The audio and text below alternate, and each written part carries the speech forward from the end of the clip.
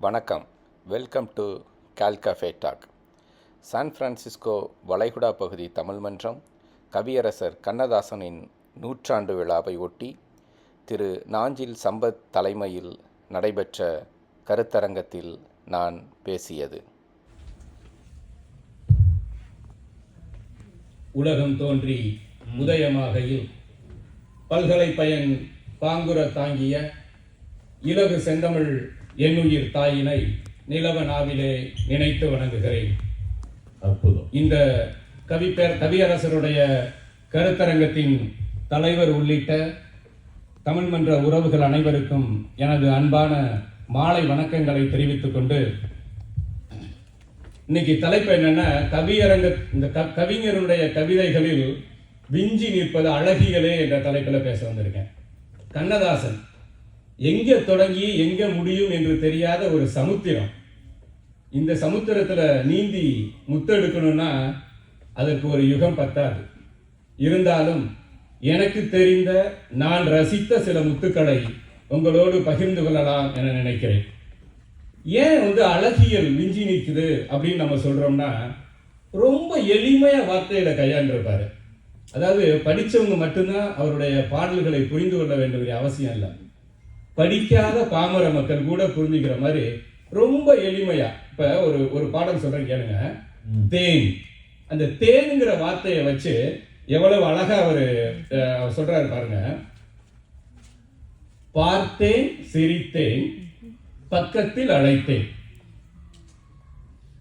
காதலன் காதலி பார்க்கிறார், சிரிக்கிறாரு, பக்கத்துல வான்னு அழைக்கிறாரு. ஏன் தெரியுமா? அவள் தேனை போல இனிமையானவரா இருந்தாலும். என்ன சொல்றாரு?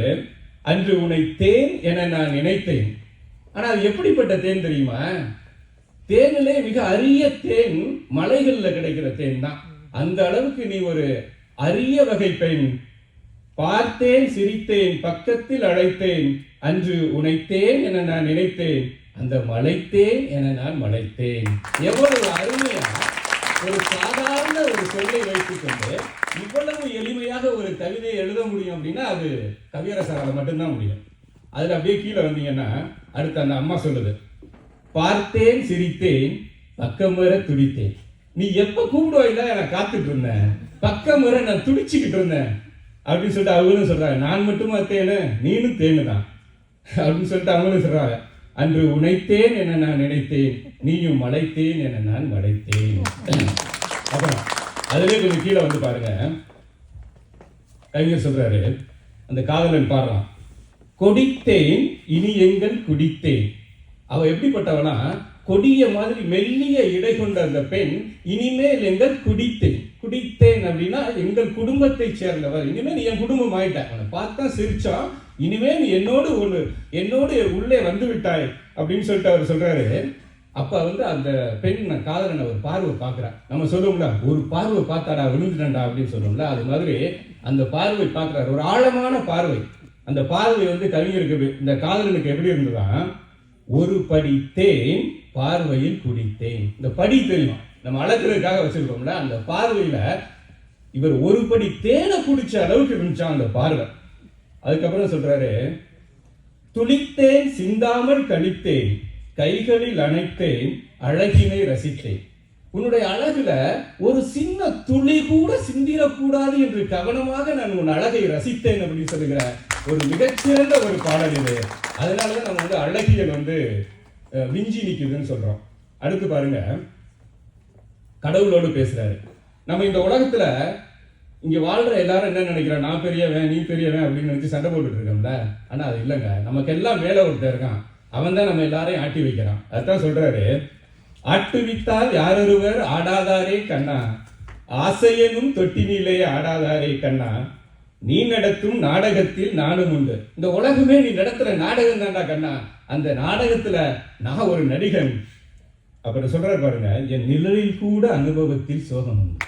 அவர் எவ்வளவு பெரிய துயரங்களையும் தொல்லைகளையும் சோகங்களையும் ஏமாற்றங்களையும் சந்திச்சு வந்திருக்கிறார்கள். சொல்றாரு, என் நிழலில் கூட அனுபவத்தில் சோகம் உண்டு. அழகா சொல்லிட்டு சொல்றாரு, பகைவர்களை நானும் வெல்வேன் அறிவினாலே. பகைவர்களை பத்தி கவலைப்படாத, நீ எனக்கு அறிவை கொடுத்திருக்கிறாய், அதை வைத்து நான் வென்று விடுவேன். ஆனால் நண்பர்களிடம் தோற்றுவிட்டேன் பாசத்தாலே அப்படிங்கிறார். அதாவது நம்மலாம் சாதாரண என்ன பண்ணுவோம், ஒருத்தர் நன்மை செய்யறோம்னு வச்சுக்குவோம், குறைந்தபட்சம் நம்ம என்ன எதிர்பார்ப்போம், அவன் நமக்கு தீங்கு செய்யாம இருந்தா போதும் அப்படின்னு தான் எதிர்பார்ப்போம். ஆனா அவருக்கு நிறைய பேர் தீங்கு செஞ்சிருக்காங்க. அவர் சொல்றாரு அதுக்கப்புறம், பாஞ்சாலி உன்னிடத்தில் சேலை கேட்டார். பாஞ்சாலி மானபங்கப்படுத்த போது ஒரு பெண் தன்னுடைய மானத்தை மறைப்பதற்காக சேலை கேட்கிறார் கண்ணன்ட்ட. பார்த்தனவன் உன்னிடத்தில் கீதை கேட்டான். அடுத்து சொல்றாரு, அங்கதான் அவன் தனித்துவமா தெரிகிறார். எப்படி பாருங்க, நான் இருக்கும் நிலையில் உன்னை என்ன கேட்பேன், நான் இருக்கும் நிலையில் உன்னை என்ன கேட்பேன், இன்னும் நன்மை செய்து துன்பம் வாங்கும் உள்ளம் கேட்பேன். நீ எனக்கு எவ்வளவு வேணாலும் மற்றவர்கள் என்னை கஷ்டப்படுத்தலாம், அதை பத்தி எனக்கு கவலை இல்லை. ஆனால் நான் மேலும் மேலும் அவர்களுக்கு நன்மை செய்து கொண்டே இருக்க வேண்டும் என்ற உள்ளத்தை எனக்கு கொடு இறைவா என்று கேட்கிறது தான் அவருடைய அழகியல். அதுக்கப்புறம் பாருங்க, ஒரு ஒரு அருமையான இது தாலாட்டு பாட்டு. ஒரு குழந்தைய வச்சு தாலாட்டு பாட்டு பாடுறாங்க. மலர்ந்தும் மலராத பாதி மலர் போல வளரும் விழி வண்ணனே. அங்க கவிஞர் பாருங்க, ஏன் மலர்ந்தும் மலராத பாதி மலர் போல அப்படின்னு சொல்லி, மலர் போல இருந்த குழந்தைன்னு சொல்லியிருக்கலாம், இல்ல மொட்டு போல இருந்த குழந்தைன்னு சொல்லியிருக்கலாம். ஆனா அவர் என்ன சொல்றாரு, மலர்ந்தும் மலராத பாதி மலர் போல வளரும் விழி வண்ணமே.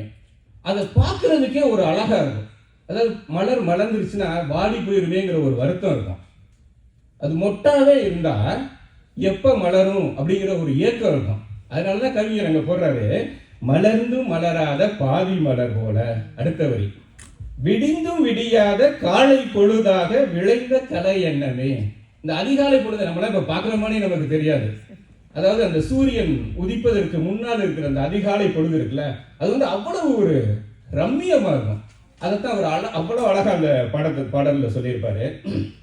அப்புறம் அழுகை அப்படிங்கிற ஒரு கவிதை எழுதுறாரு.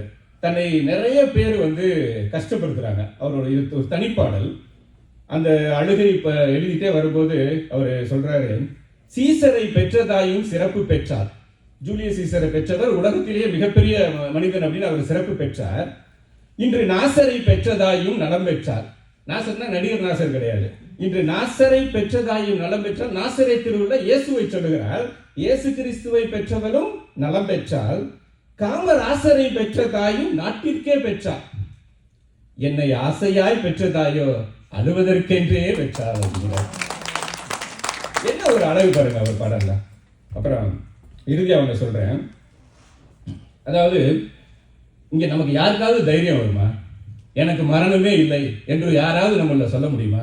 அந்த தைரியம் கவியரசர் கண்ணதாசனுக்கு மட்டும்தான் இருந்துச்சு.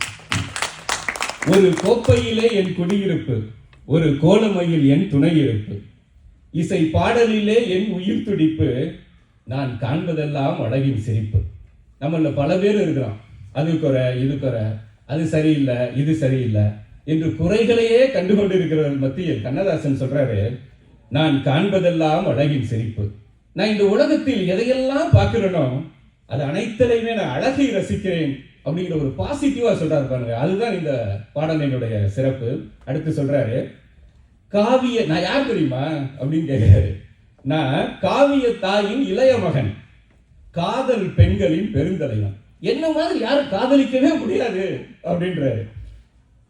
காவிய தாயின் இளைய மகன், காதல் பெண்களின் பெருந்தலைவன், மானிட ஜாதியில் தனி மனிதன். நான் ஒரு தனிப்பட்ட மனிதன், என்னை போல இனி யாரும் இல்லை என்று சொல்லிவிட்டு சொல்லுகிறார், மானிட இனத்தை ஆட்டி வைப்பேன், அவர் மாண்டுவிட்டால் அதை பாடி வைப்பேன். நிரந்தரமானவன், அழிவதில்லை, எந்த நிலையிலும் எனக்கு மரணம் இல்லை என்று சொல்ல கண்ணதாசனுடைய இந்த 100ஆண்டு பிறந்த நாள் விழா கருத்தரங்கத்தில் பங்கு பெற்று, காற்று உள்ளவரை, கடல் நீர் உள்ளவரை, கடைசி மனிதன் உள்ளவரை கண்ணதாசனுடைய புகழ் ஒலித்துக் கொண்டே இருக்கும் என்று சொல்லி வாய்ப்புக்கு நன்றி கூறி வாய்ப்பளித்த தமிழ் மன்றத்திற்கும் சரிதா அவர்களுக்கும் என்னுடைய அன்பான நன்றிகளை கூறி விடைபெறுகிறேன்.